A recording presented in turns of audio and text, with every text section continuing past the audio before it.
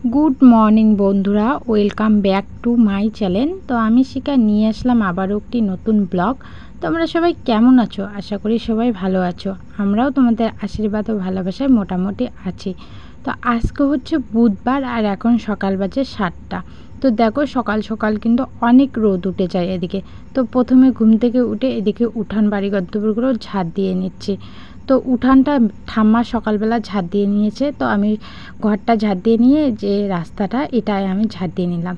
তারপরে কালকে রাতে যেহেতু কাপড়গুলো কেচে দিয়েছি সেহেতু ওগুলো দেখো রাস্তায় এনে মেলে দিচ্ছি, বাড়িতে জায়গা নেই। কারণ বাড়িতে মিস্ত্রি কাজ করবে, তার জন্য বাইরে এনে দিলাম। বাইরে এনে দিয়েও কিন্তু শান্তি নেই, এত হাওয়া দিচ্ছে কি বলবো। দেখতে পাচ্ছ কত রোদটা হলেই চলবে, আর এদিকে দেখো কি হাওয়া দিচ্ছে। হাওয়া দিলেই কি সমস্ত কাপড় রাস্তায় এসে পড়ে যায়, তার জন্য হাওয়াটা না দিলেই কি ভালো হয়। তো চলো ফটাফট করে আগে কাপড়গুলো শুকাতে দেই, তারপরে চলো বাকি কাজগুলো আস্তে আস্তে করে নেব। তো দেখো এদিকে সমস্ত জামা কাপড় মেলে দিলাম, এই যে দেখো। আর হাওয়া উঠেছে, জামাগুলোতে না সাইড ক্লিপ মেরে দিয়েছে, মাথায় দেওয়া সাইড ক্লিপ। আর গাছে দেখো কত ফুল, এখন ঠাকুর পুজো দেওয়া যায় না আমাদের। আর গাছে দেখো কত ফুল ফুটে আছে, এই যে দেখো কত ফুল, ভালো লাগছে দেখতে গাছটা। তো সব কাজ শেষ, এখন ব্রাশ করবো। চলো ব্রাশটা করে তারপরে আসি। ব্রাশ করা কমপ্লিট, এখন আমি করব চান। তো দেখো শ্যাম্পু নিয়ে নিয়েছি, মাথায় আজকে শ্যাম্পু করবো। তো চলো চান করে তোমাদের সামনে আসি। তো দেখো বিছানাটাকে গুছিয়ে নিলাম, এটা বাবাদের ঘরের বিছানা। তো এটা বিছানা গোছানো হয়ে গেছে। আর চলো আমার ঘরে, আমি যে ঘরে শুই, এই যে এই ঘরের বিছানাও তুলে নিয়েছি। দাঁড়াও আগে লাইটটা চালাই।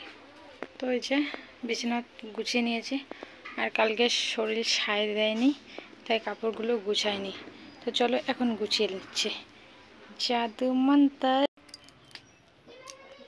দেখো সমস্ত কিছু পরিষ্কার।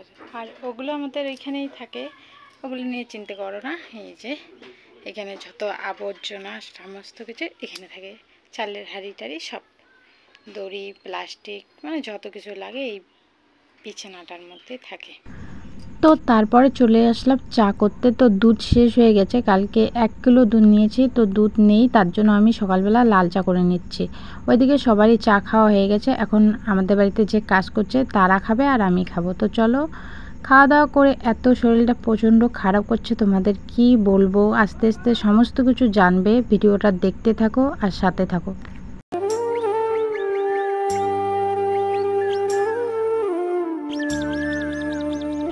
একেবারে ফিরে আসলাম রাতে। তো দেখো রাতে রান্না এদিকে বসিয়ে দিয়েছি, এদিকে ভাতটা আর একটু ফুটবে, ফুটলে হয়ে যাবে। আর এদিকে পেঁপে আর আলু আর এগুলো কি বলে কিছু ডিম, ওগুলো সিদ্ধ দিয়েছি। তারপরে ওইদিকে ভাত ওদিকে হতে আছে, আর এদিকে আমি বাসন কুসনগুলো দিনের বেলায় রেখেছি। আজকে সারাদিন আমার ভালো কাটেনি, কারণ প্রচণ্ড মাথা ঘুরছিলো, পেট ব্যথা করছিলো, আর শরীরটা কীরকম যেন লাগছিলো, কাঁপছিল, মানে ভালো লাগছিল না, মানে দাঁড়াতে পারছিলাম না। তো কষ্ট মষ্ট করে রান্না করে দিয়েছি, যেহেতু বাড়িতে মিস্ত্রি এসেছে, ওরা কাজ করছে, ওরা তো খাবে।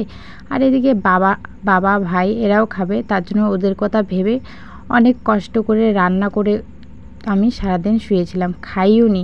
4টার সময় উঠে 1 গ্লাস কি 2 গ্লাস ভাত খেয়েছি, আর খেতেই পারিনি, জল ঢেলে ওইরকম করে উঠে দিয়েছি। কেন জানি না, মনে হচ্ছে যে এই যে হাসপাতালে যাচ্ছি আসছি এটাতে আমার মানে সমস্যা হয়েছিল।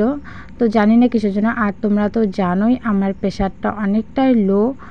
মা ওষুধ এনে দিয়েছে, তো ওই ওষুধগুলো মানে খেলে কি বলো তো 2 দিন কি 3 দিন একদম ঘুম পাবে, মানে যখন তখন ঘুম পাবে আর ঘুমাতে হবে, মানে ঘুমের ওষুধ খেলে যেরকমটা হয় সেরকমটাই হবে। তো তার জন্য বাড়িতে যেহেতু কেউ নেই, তার জন্য আমি ওষুধগুলো খাচ্ছি না। যখন মা বাড়িতে চলে আসবে টেনশনটা একটু কম থাকবে, আর মা বাড়িতে থাকলে কি আমাদের চোখের সামনে থাকবে।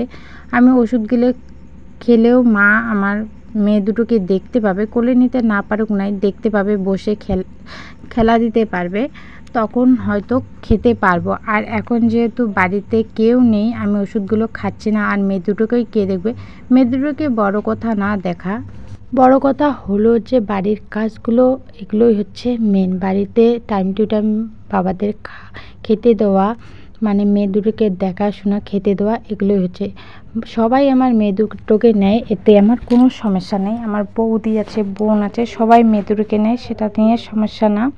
এই যে যাওয়া আসা করতে হয়, বাড়িতে থাকলে কি এই যাওয়া আসাটা করতে হবে না, বাড়িতেই চোখের সামনে থাকবে, ভালো লাগবে। আর হাসপাতালে যেহেতু থাকে, টেনশন হয় যে কখন কি হয়, কখন কি খবর আসে না আসে, এগুলো নিয়ে।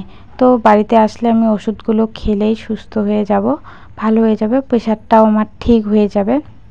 প্রেশারটা যতদিন ঠিক হচ্ছে না ততদিন শরীরটা এরকমই লাগবে, মানে কমজোরি লাগবে, মানে ঝটপট কিছু করতে পারি না। আর একটু বেশি কাজ করলে এইরকম মাথা ঘোরায়, অনেক সমস্যা হয়, সেগুলো বলতে চাই না। মানে অনেক ধরনের সমস্যা হয়, পার্সোনাল সমস্যাও হয় কিছু কিছু, তার জন্য। তো চলো, এদিকে তোমাদের সঙ্গে গল্প করতে করতে এদিকে আমার কাজগুলোও সারা হয়ে গেল। আর ভাই আমাকে সকালবেলা ওই যে ওষুধ এনে দিয়েছে, ওষুধটা খাওয়ার পর মানে বিকেল থেকে, মানে সন্ধ্যার পর থেকে একটু ভালো লাগছে। তুমি এসেছো? আমার বড় মেয়ে এসেছে, আমি ভয়েস দিচ্ছি, এখানে এসে কথা বলছে। সকাল থেকে ভালোই ছিলাম, সকালে তোমাদের সঙ্গে হেসে হেসে ভিডিও করলাম, হেসে হেসে কথাও বললাম, কিন্তু তারপরে চান টান করার পরে, এই যে চা খাওয়ার পরে কি এমন যে হয়ে গেল, তারপরে আমি বিছানা থেকে একদমই উঠতে পারিনি। মানে অনেক ধরনের সমস্যা হচ্ছে, সারাদিন শুয়েই ছিলাম আজকে। বন্ধুরা দেখো, বাবার জন্য এখানে ভাত ঘরে এনে রেখে দিলাম, কারণ বাবার আসতে একটু রাত হবে, কি দরকারি কাজ পড়েছে, তার জন্য এখানে বাবার জন্য ভাত, জল সব এখানে রেডি করে রেখে দিলাম। আর ভাইকে ওইদিকে খেতে দিয়ে দিয়েছি। আর এইদিকে দেখো, এই যে বালতির মধ্যে কাপড়, এক বালতি কাপড় মানে ধুয়ে রেখে দিয়েছি।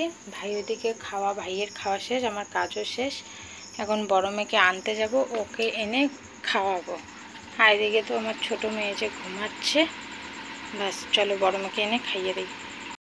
তো দেখো, সবজির গামলাটায় ভাত নিয়ে নিলাম, তো মেয়ে আর আমি খেয়ে নেব। আমি ডিম খাবো না, ডিমটা মেয়ে খাবে, মাছও খাবে। তো চলো এখন খাওয়া দাওয়া করি, মেয়ে আর আমি। তো চলো, আজকের ভিডিওটা এখানে শেষ করছি, দেখা হচ্ছে নেক্সট ভিডিওতে। ততক্ষণ ভালো থেকো, সুস্থ থেকো, আর আমাদের পাশে থেকো।